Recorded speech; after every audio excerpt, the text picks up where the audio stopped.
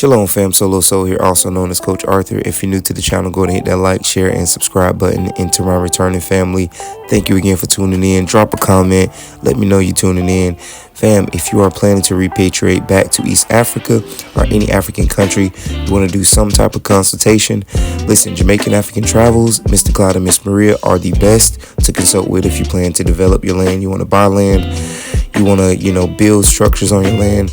These are the people that you want to consult with if you're planning to do that. So reach out to them via email. Their info is also linked below in this video. So fam, as always, if you plan to travel to East Africa in 2025 or even 2026 and you want to consult with us, even get some travel advice or just even travel with us, you can go ahead and shoot us an email at origindenal@gmail.com. You can also check out our website, but you're better off just shooting us a quick email. But fam, let's get into this video. Let's talk about some lessons, some big lessons that we learned with traveling and living in Tanzania, and some lessons that mistakes that we will not make again. So fam, stay tuned.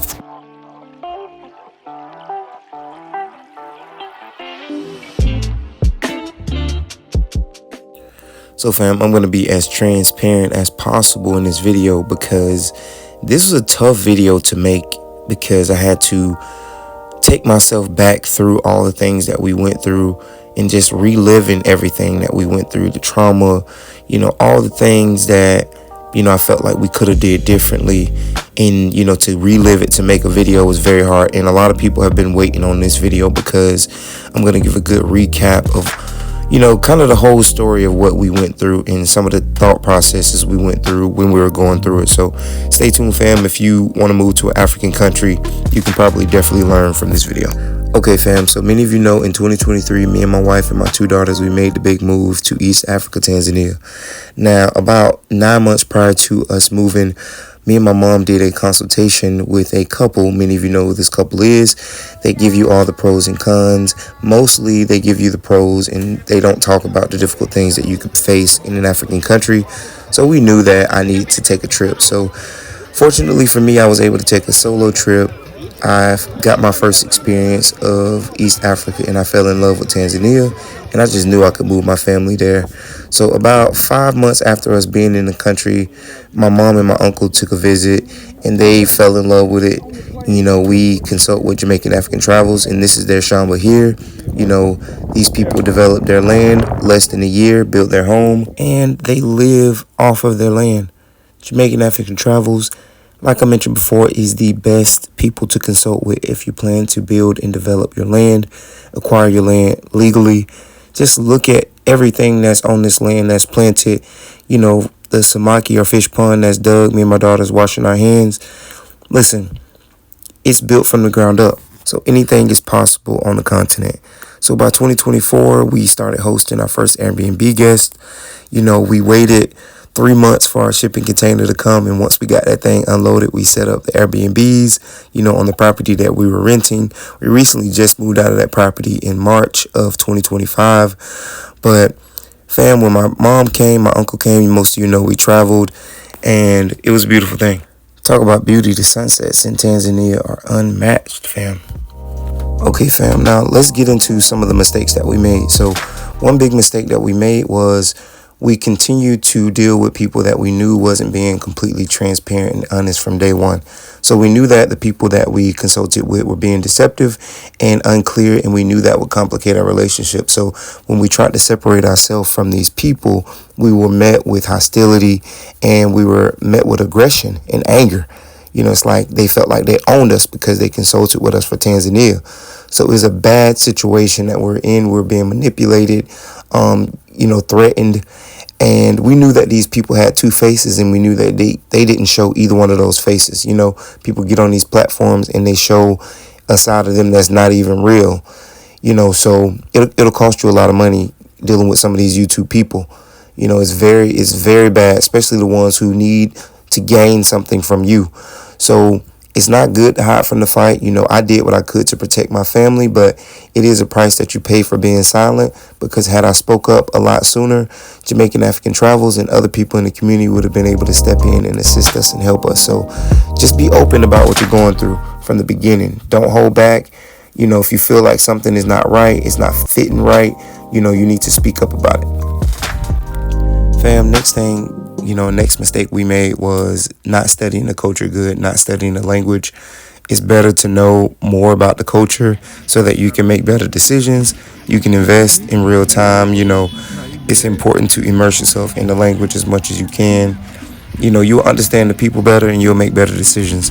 Don't come from a Western mindset. You have to really understand the local people, and you have to really study at most levels, like, upper level government officials, and then you got to really know the local people, because it's a big difference. It is a big difference, trust me. It's a difference from dealing with people in city center, like where all the big time people are moving around trying to make money, versus being in the village. Village people, local people are going to think a little bit differently.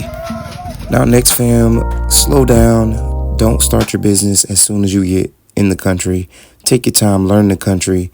This was one mistake we made. We worked with a very dishonest lawyer, and we were kind of just entangled with these people because the couple we consulted with, we utilized their lawyer, who was giving us bad information, inexperienced, just took us through a lot of loops and just cost us a lot of money. As we have grown and understand the country a lot more, we understand that we were dealing with some inexperienced people. So it's very important that you understand who you're dealing with. Avoid rushing to start a company, because the tax in the legal system in Tanzania is very complex, and you need to deal with professionals who really understand the law and understand how to make things easier for you as a foreigner. So, in Tanzania, you get that 3 months. That visa is good for an entire year. But after the 90 days, you have to get out of the country, of course, and then you can come back. But you can travel and commute as much as possible. Use that time to observe, learn, and meditate before you make a decision. So that's one important thing that I would advise you to do. So, fam, another mistake that we made is underestimating our enemy. So, or not identifying your enemy right away. So one thing about the enemy can see your light. Enemy can see that you have a covering over you. They can see that you have faith. They can see that they see that they can absorb something from you. I really don't know the verse right now, but if anybody want to leave in the comments, that spirit of, that wicked spirit of just taking things from you, absorbing your wealth. I can't really pinpoint what it is, but don't make that mistake. Don't underestimate how wicked and how deceitful your enemy will be. So shout out to King Gunda, O'Shea, and, our sister Kiki. Kiki Love Nigeria. Yeah, Kiki Love Nigeria, excuse me. I should have posted her on here too, but shout out to you, sister, for, calling these scammers out for what they are. O'Shea was able to pinpoint and just pick apart their whole scheme, because as a business-minded person, you can see right through bull crap. You can see right through a liar. You can see right through people who are trying to just gain from you. They have nothing. They want to just absorb what you have. All they have is a platform. So some of us, in the community, we actually have a life outside of YouTube, and we have a relationship, that we have relationships that we care about. We care about our relationship. We care about integrity. We care about what the Most High thinks. Because at the end of the day, it's about what the Most High sees. We all will have to stand before the Most High Yahuwah and answer for every thought and every action that we've ever taken. So for these people to sit here and deceive and take advantage of people, you have to know that they are some evil-spirited people. And let's hit them with the word. There shall not be found with you anyone who makes his son or daughter pass through the fire, one who uses divination, one who tells fortunes, one who is an enchanter, or engages in witchcraft, or casts spells, or a charmer, or anyone who consults with a familiar spirit, or a wizard, or a necromancer. For whoever does these things is an abomination to Yahuwah. Because of these abominations, Yahuwah, your God, drives them out from before you. That's Deuteronomy 18:10. So we know that the Most High drove these people out from among us, and it's no point in having any ties with them. So it's very hard to explain to people why I don't want to say these people's names and how I don't even want to rehash anything. So fam, this next one is pretty simple. Understand the real cost of starting a company.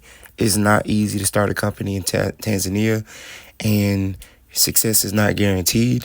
The infrastructure and networking, it takes more time in Tanzania, and you can lose a lot quickly if you jump into it without preparation. So I don't recommend anybody jumping in trying to start something from the ground up. I recommend you partnering with someone, looking into some different situations, or do your research for a long period of time before you jump out there. Another big mistake I feel like we made is not looking for creditable NGOs and partnerships, because it is well-established businesses that you can consider partnering with in Tanzania. They have a set organization, they have their bylaws, they have everything online that you can find, and it could reduce your startup and it can reduce your risk. So starting up a company, is a big risk, and creating a new network is very hard in foreign countries. So partnering with a company that's already established and has a good, solid network is very important. So do your research, fam. There's companies out there right now, and I'm going to actually do a video on some NGOs pretty soon that I would even be interested in looking into. So fam, look forward to that. Okay, fam, another big mistake we made is allowing this lawyer to register our business and not file the monthly return as soon as they establish the business for us. So once you register your company with Brella and TRA, you are required to file a monthly return, as well as pay quarterly taxes, as well as submit an annual audit, even if your business did not make a profit that year. So if you don't, TRA will fine you quite a bit. I think it's 250,000 T shillings, and then after that it goes up every day that you don't file the return. So when you get in a situation like that, you can be in major debt with the tax office of Tanzania. So it's very important that you go directly to TRA and speak with them before establishing your company, so that they can set you up with an expert, so they can refer someone to you that can assist you properly. So fam, another big mistake you don't want to make is not finding a trusted legal person or a tax expert. So go directly to TRA, the tax office, get an expert recommended by them, so that you can have somebody that they even trust to file your documents and do it properly. So do your research. Don't trust anybody's word, not even mine. You better go and do all of your due diligence. Don't be on here trusting all these people online, because they're not always going to give you accurate information. Okay, family, closing. If you're planning to move to Tanzania or anywhere in East Africa, you definitely want to do your homework, take your time, stay humble, do a consultation with Making African Travels. Trust me, some of the experiences that people go through in East Africa is very similar to other countries. So it's best to get some type of testimony, and so that you can know what red flags to look for, and just to keep it safe. It's better to have multiple counsels. So fam, if you're looking to travel to East Africa, Tanzania, and you want to travel with us, or you just want advice from us, you can email us at origindrenal@gmail.com.